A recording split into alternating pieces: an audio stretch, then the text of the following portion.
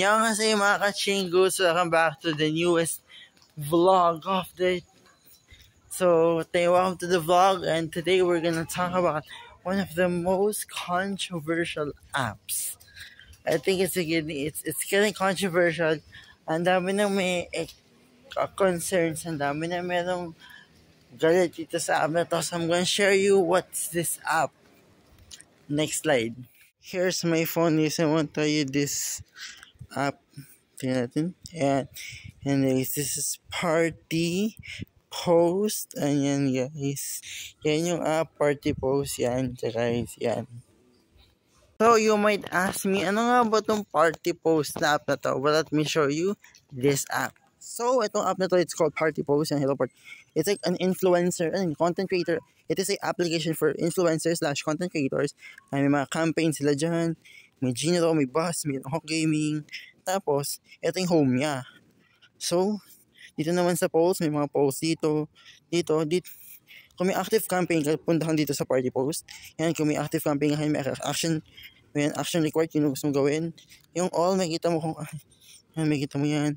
Tapos, ito na yung awaiting payout yan, makikita mo yung awaiting payout. So, yan, awaiting payout. Yan, so awaiting payout yan. So, pwede mo makita yung payout deadline. So, click mo yan.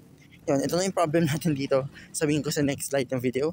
So, yan, dapat December 29 pa yan. Tapos, January na ngayon, wala pa rin. So, ito na yung problem kay Party Post. Ang dami na nagre-reklamo sa kanila to various social media networking sites, mga apps like Facebook, X, IG, even TikTok. Ang dami na kami nagre-reklamo sa Party Post. Kasi it's been months na. They haven't received yet their payout para ma-withdraw nila sa Maya, sa kanilang mga e-wallet accounts. Wala na.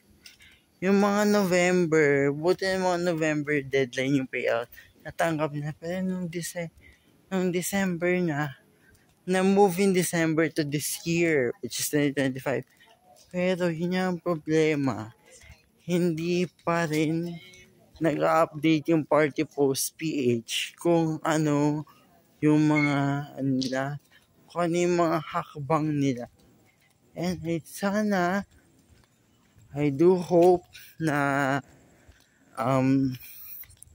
ma-resolve nila itong issues. And Party Post PH, hear us out. Pakirelease na kaming awaiting payout noong December. It's been January 19, you haven't yet. Hindi pa namin nakuha yung payout namin. January 19 na. Sana naman is maano na para ma-withdraw na ng mga content creator / influencers na gumagamit itong application na Party Post app. So yun lang guys. Alam ko medyo may clear or mahaba tong video na to. Pero I do hope na dapat niya is ma-release na yung payout. And yun lang guys. Yun lang yung video ko. And sana makita to ng mga makita to ng part ng team ng Party Post PH. And sana ma-resolve na itong issue and yung concerns namin na content creator / influencers. Yan. So that's the end of the video. Hope you like, comment, share, subscribe. Hit that notification bell button and I'll be making more content. I'll be making more vlogs in the near future. And I will be attending concerts of your favorite K-pop groups. So kung gusto nyo makita yung mga vlogs ko, I will share the link ng Itzy Bench Fan Meet, Ripples for Hope 2022, Red R2V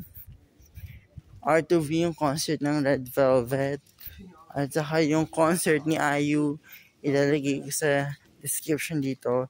And panoodin niyo din yung mga Macario Homes Festa vlog ko. It's been good. It's been fun. So I'll see you in the next video. KOB TV signing off. Bye.